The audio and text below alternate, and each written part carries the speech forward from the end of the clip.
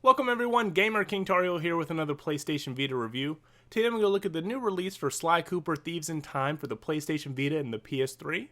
In Thieves in Time, you play as Master Thief Sly Cooper, whose family history is being erased before his very eyes. Fortunately, your buddy Bentley has created a time machine that allows you to go back into the past and correct what was broken. The story in Sly Cooper is nothing to brag about. It does a solid job of being zany and keeping the lighthearted feel of the series intact. But it really is just an excuse to travel back to different locales and time periods, and in that regard it serves its purpose admirably. Gameplay-wise is where Sly Cooper shines. It harkens back to the good old 3D platforming days of the early aughts and the late 90s, where exploring the world and finding collectibles and treasures is every bit as enjoyable as the main quest. The old school feel of Sly Cooper brings back nostalgia for me, but it might be off-putting for some gamers who have moved on to better 3D platforming experiences. The game is divided into jobs or missions, where you're given a set of objectives to complete for a specific character.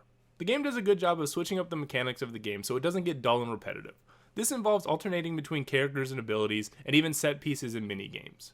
While the main story is a good length and there are many different time periods to visit and see, I do have some issues with it.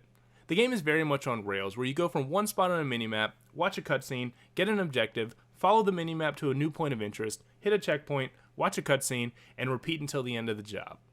It's also on the easy side, so dying simply means restarting at your last checkpoint. So there's very much a foregone conclusion, going through the motions feel of the main story quest. While entertaining the first go-round, that really isn't my cup of tea.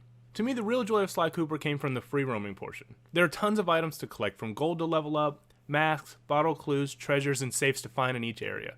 This is also where the Vita version surpasses the PS3 version. While my time at home might be better suited to playing other games instead of hunting around for elusive treasure, that gameplay mechanic is perfectly suited to the portability of the Vita. Speaking of the Vita, the game looks excellent on the handheld. Yes, if you did a side-by-side comparison, you'll notice some compression issues, some lack of textures, some longer load times, and some frame rate drops on the Vita version. But by and large, it looks fantastic on the console, and the issues are more than made up by the portability of the system. Regardless of which platform you play it on, the game does look good. It's no Ni no Kuni or anything, but it still is a fine-looking game. The cross-play, cross-save feature works great between the two games and two systems. You simply save the game, hit the cross-save, upload to the cloud, and then download the save from whichever device you want to move it to. It only takes a few seconds to implement and prove very useful when switching between the PlayStation 3 and the Vita when going to work. Sly Cooper is a shining example of the cross-buy, cross-save, cross-play feature, and shows how when used properly it can seamlessly take your console experience on the move with you, losing very little if anything in the process. Overall, I would have recommended Sly Cooper cross-buy package at the normal retail price of about $60. With a little bit of reservation and some qualifiers for those who really love the series or really like early 3D platformers.